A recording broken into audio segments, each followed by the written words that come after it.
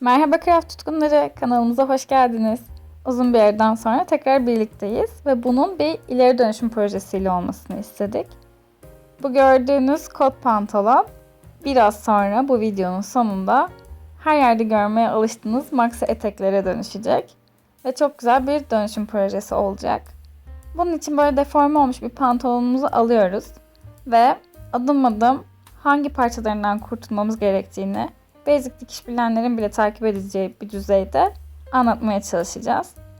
Öncelikle bir pantolonumuzu açıp bakalım. Yani hangi kısımları eteğe dönüştüğünde olmamalı, hangi kısımları kesilmeli, bunları detaylıca göreceksiniz. Etek olacağı için bacaklarındaki dikişlerden ve özellikle de bu A kısmından kurtulmamız gerekiyor. Bunun için dikişlerini açacağız. Burayı güzelce takip ederseniz hiçbir sorun yaşamazsınız.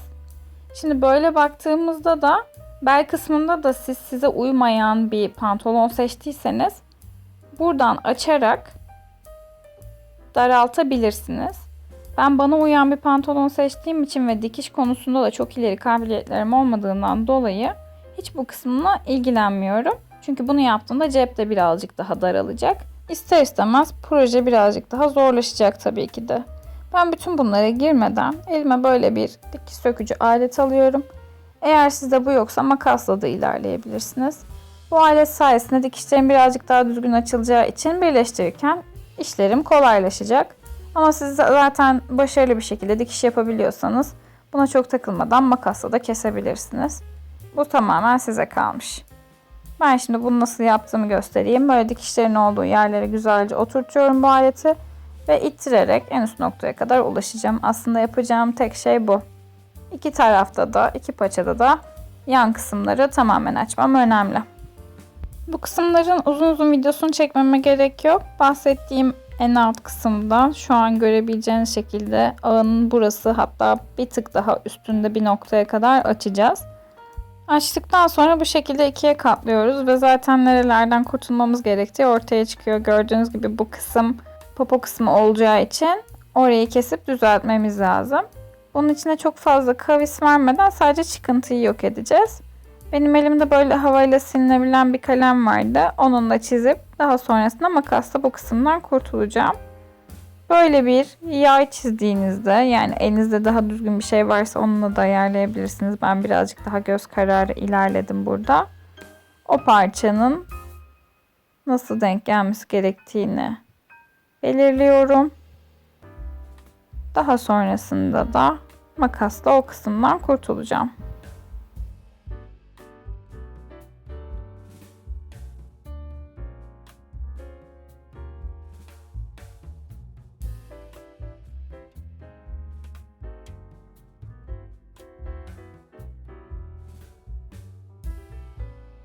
Sıra geldi bu kurtulduğumuz parçanın geri kalan kısmını tekrar birleştirmeye. Burası arka kısmı olacak.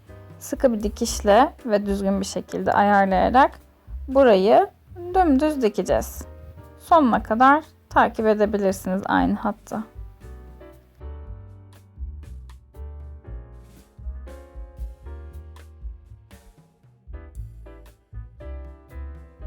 Bakın, o kurtulduğumuz parçaya geçtikten sonra yeniden dikişlerin olduğu yere geldik. Buradan aynı hattı izleyerek daha düzgün bir dikiş elde edeceğiz. Yani zaten önceden açtığımız yerler bize kılavuz olacak. Arka tarafını diktikten sonra burada şimdi yırtmaç ayarlaması yapacağız. Şuradaki fazlalıklardan da kurtulacağız. Overlock makinem olmadığı için düzgün yapamasam da onu halledeceğiz. Şimdi buradaki A kısmından yırtmaç boyumuzu ayarlayacağız. Ve bunu sabitleyip daha sonra bu parçaları da dikeceğiz.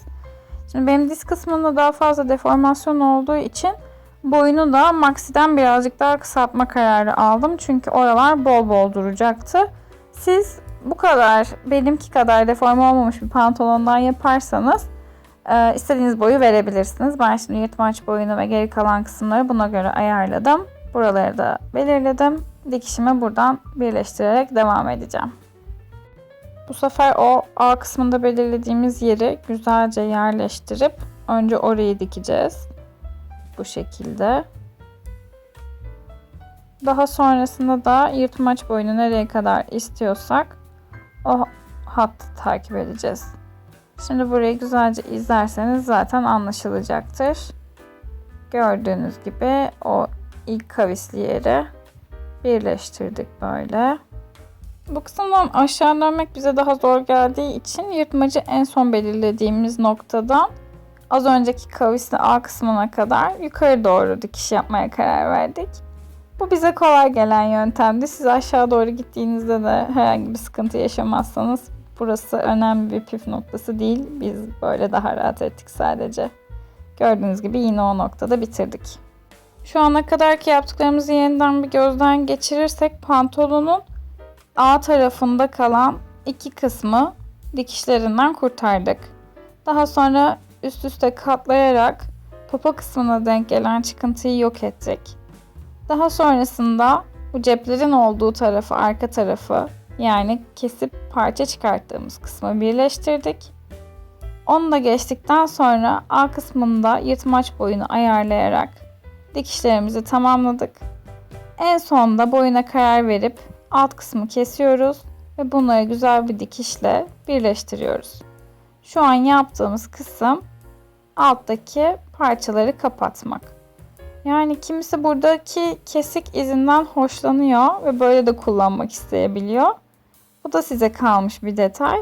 Ben buraları kapatıp dikiş olarak görünce daha memnun kalacağım için böyle bir yöntem izledik.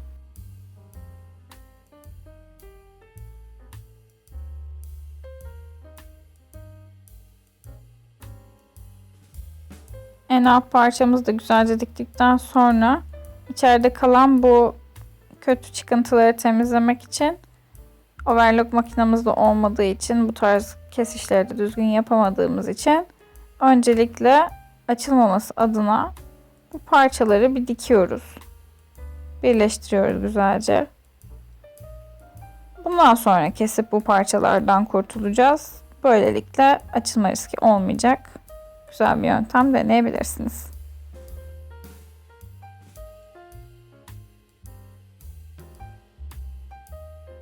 Eteğimiz hazır. Benimki maxi etekten birazcık midi mini arası bir şeye dönüştü. Size bahsettiğim diz detayından dolayı.